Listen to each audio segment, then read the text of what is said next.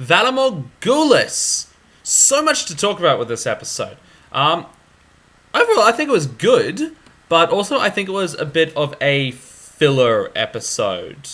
If that makes sense. Like, the last episode, all the cray shit happened, and this one is just filling in time between major events and things like that. But we still did get quite a good amount of narrative stuff in this episode. Still got quite a bit of plot advancement, and that's always good.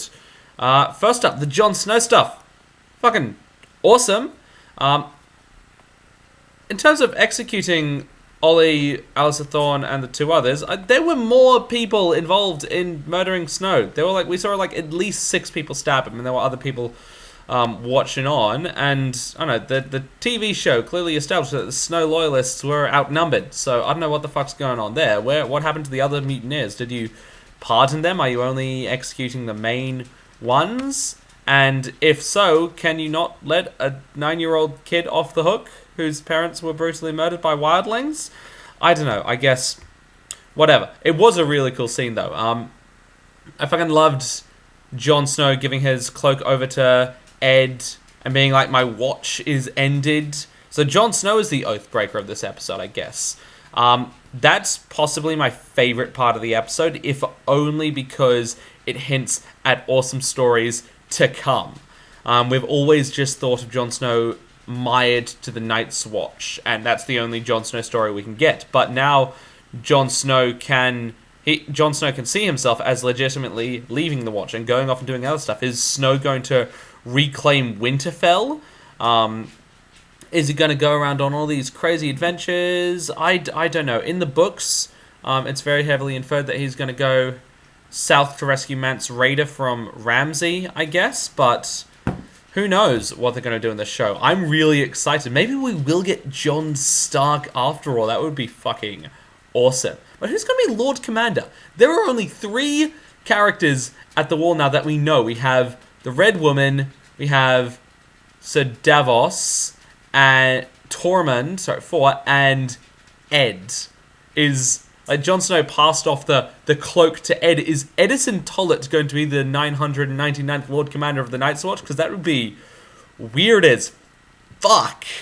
Like, I remember when I've always loved Ed's character. He's always been awesome, but I felt he was initially just added as this joke, just this sarcastic, dour chap, and he's progressively had to take on more and more responsibility, and just get shit done because none of the other characters know what the fuck they're doing. So I have no idea what's going on there, but I'm really excited. The stuff with Samwell and Gilly, that was pointless. I feel the only reason it was there was because people were starting to think like, hold on, we're 3 episodes into the season, we haven't seen these 2 major characters yet. What's going on? So I appreciate that they did need to do that to sort of remind us that they were there, that they are still alive, but it was just, nothing happened. It was pointless. It was kind of dumb. I'm kind of excited to meet Lord Randall Tarley at some point. That's going to be interesting, and maybe some interaction between him and Gilly. The one thing I love, and I feel a big theme of this episode, was interactions between characters you wouldn't expect. Like all the political stuff in King's Landing. I loved seeing Sir Kevin on the Small Council. Sir Kevin's always been one of my book favourites, so I'm just overjoyed whenever I see him in the books. I guess they're just completely abandoning all pretense of Sir Robert Strong. It just is Gregor now. The scene with the little birds was really, really cool. I quite like that. And again, I'm glad to see that Qyburn is still actually in the show. He's still alive and kicking. I really enjoy Qyburn. He's always very fun.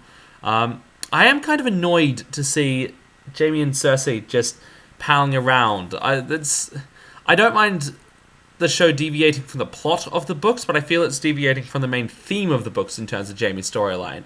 In terms of, instead of having Jaime go to the Riverlands and learn diplomacy and strength and becoming a better person, actually growing character-wise, they just had him pal around with Dawn, with Bronn, I guess, which was cool to see. But I just want to see him go to the Riverlands already. And that storyline is supposed to be in this season. So why the fuck is he still chilling out in King's Landing? I want to see him move away from the toxic nature of his and Cersei's relationship. I want to see him go to the Riverlands, become friends with Sir Brynden. I don't know. Show it. Give us something.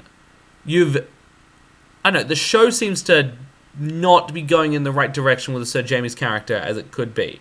It needs to start improving, I guess. Bran. Who the fuck is Jon Snow's mother? I felt that was a cop-out. That was a massive cop-out on the episode's part. I guess the action between young Ned Stark and Arthur Dayne and all that was fucking awesome. Whoa, I'm tired. I'm not going to bother cutting that out because that is the biggest pain in the entire world.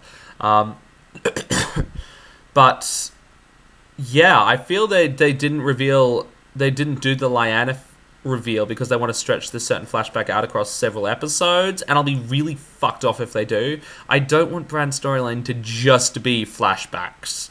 That is lazy storytelling, and they can't rely just on flashbacks for his character arc. I want to see him actually learning the powers.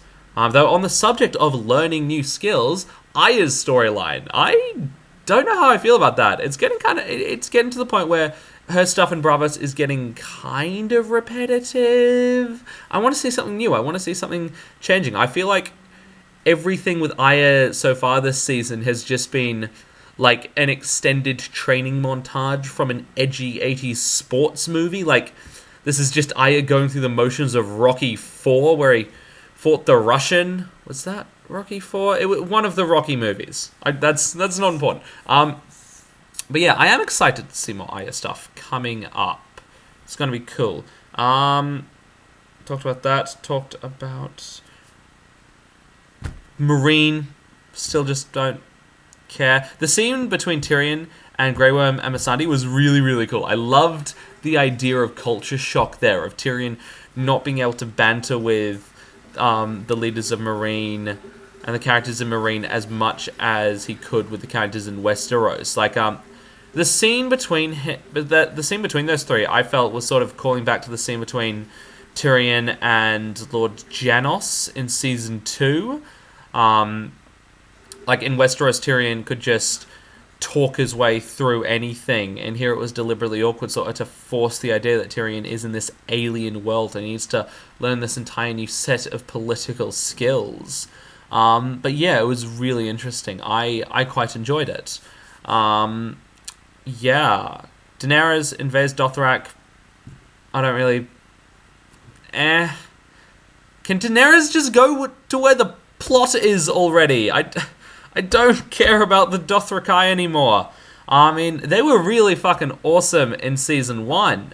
But I feel like having them just disappear for like all of Seasons 3 and 4 and 5, and having them suddenly reappear now, it's weird. It's jarring for the audience. It's discontinuous. It doesn't make any narrative structural sense. But yeah, I guess there are some possibilities there. I like the idea of Daenerys' story being about her rebuilding herself again. And like I've said before, the whole theme this season of the strong female characters, Cersei, Daenerys, Melisandre, rebuilding themselves up from the devastation of last season. But yeah, I don't know. I feel like her story is fracturing too much. Like, we're spending too much time in Essos when this is supposed to be the story of Westeros.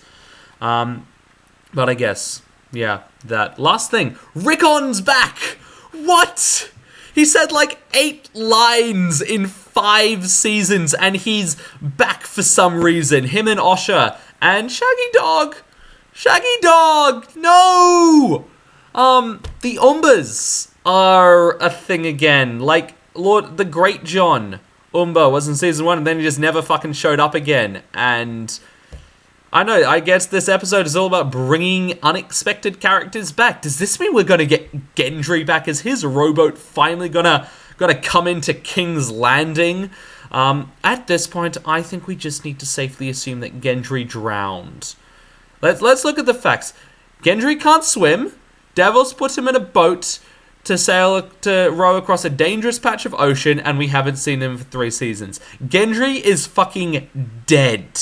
He's gone, and we're not seeing him again. Goodbye, Gendry. I feel like we should have a candlelit vigil or something. He's just chilling out at the bottom of the Blackwater with fucking Benjen Stark and all of the other characters who just disappeared and we haven't seen them yet.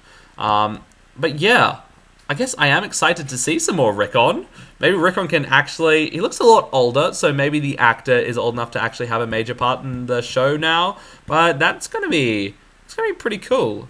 Again, interactions between characters we wouldn't have expected. Rickon and Osha and Ramsay Snow. Maybe Osha will repeat what she did with Theon, start seducing Ramsay and everything. I feel Osha's story has come sort of full circle. She started in Winterfell controlled by a hostile force, the Greyjoys, and now she's come back to a Winterfell controlled by a hostile force, the Boltons. But yeah, that's going to be really cool. I guess that's it, I think. Nothing else I can remember. We haven't seen Littlefinger yet. Littlefinger's supposed to be the instigator of the entire war, and we haven't seen him this season yet. Just like, I don't know, you could devote time to Samuel and Gilly, but you can't give us fucking 3 minutes to show us where Littlefinger is. Like, we're up to the 4th episode, and there's still a lot of major characters we haven't seen yet. But I suppose that is just the inherent problem with any show like Game of Thrones, where they try and force an entire book worth into 10 episodes. But, oh well. I guess I'll see you next episode. Valadohyrus.